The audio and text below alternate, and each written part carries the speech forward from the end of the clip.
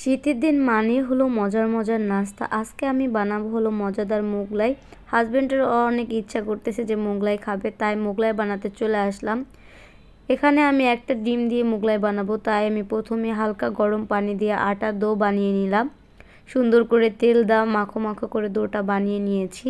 এরপর মোগলাই বানাতে আমার লাগবে পেঁয়াজ কুচানো, মরিচ কুচানো, টেস্টিং সল্ট, একটু টমেটো সস এবং একটু চাটনি এবং নুন। এরপর আমি এখানে দিয়ে দিলাম, আমি প্যারা বানিয়ে নিচ্ছিলাম, পরিমাণ মতো তেল দিয়ে দিচ্ছিলাম। সব কিছু মেখে ঝুঁকে তারপর এর ভিতরে এখন ডিম দিয়ে দিব। ডিমটা সুন্দর করে ফেটে নিব। এরপর সুন্দর করে এভাবে একটা রুটি বানিয়ে নিয়েছি। রুটি বানিয়ে এখানে অর্ধেকটা আমি এখন দিয়ে দিব। আমি আজকে একটা ডিম দিয়ে 2টি মোগলাই বানাবো। অনেক সুন্দরভাবে হয় যেহেতু ছোট ছোট। আপনাদের পরিবারে বেশি মানুষ হলে অবশ্যই বেশি ডিম নেবেন এবং বেশি মশলাও নিতে হবে।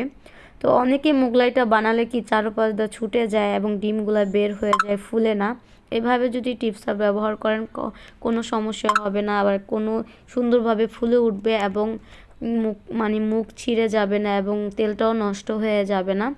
তো এভাবে সুন্দর করে কড়ার ভিতর দেওয়ার পরে আমি এভাবে আলতো আলতো করে তুলে তুলে তারপর ভেজে নিচ্ছিলাম। আর যেহেতু এটা অনেকটাই মোটা এবং হলো অল্প আছে ভাজতে হবে, মিডিয়াম আছে, বেশি আঁচ দিলে তাড়াতাড়ি পুড়ে যাবে এবং ভিতরে কাঁচা থেকে যাবে। তো এক পাশটা যখন এভাবে ফুলে গেছে সুন্দরভাবে, তখন আমি এভাবে উল্টিয়ে দিলাম।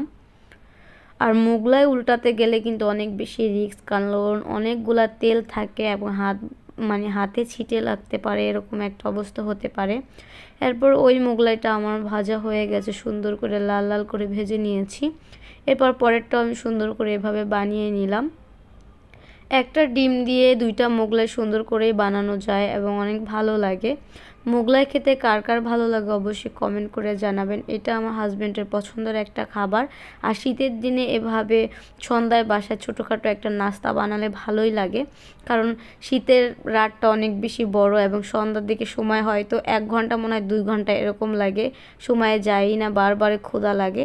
তো সন্ধ্যায় এরকম একটা হালকা পাতলা নাস্তা হলে ফ্যামিলির সাথে ভালোই লাগে, তাই না বলেন? এরপর পরেরটাও কিন্তু আমি এই যে সুন্দর করে ভেজে নিয়েছিলাম। আর মোগলাইয়ের সাথে সুন্দর করে একটা সালাড কেটে নিচ্ছিলাম টমেটোর, উপর দিয়ে হলো বিট লবণ ছড়িয়ে দিচ্ছিলাম। তো ফাইনালি এই যে আমার মোগলাইগুলো কাটা হয়ে গেছে। তারপর হলো আমি এখানে একটু টমেটো সস নিয়ে নিচ্ছিলাম আর উপর দিয়ে একটা ম্যাগি মশলা দিয়ে দিচ্ছিলাম। তো আলহামদুলিল্লাহ মোগলাইটা অনেক বেশি সুন্দর হয়েছে। আশা করি আমার এই ভিডিওটা আপনাদের কাছে ভালো লেগেছে। আল্লাহ হাফেজ, সবাই ভালো থাকবেন। পরবর্তী ভিডিওতে আবার আপনাদের সাথে দেখা হবে। Tata, bye bye. খেতে কিন্তু দারুণ হয়েছিল।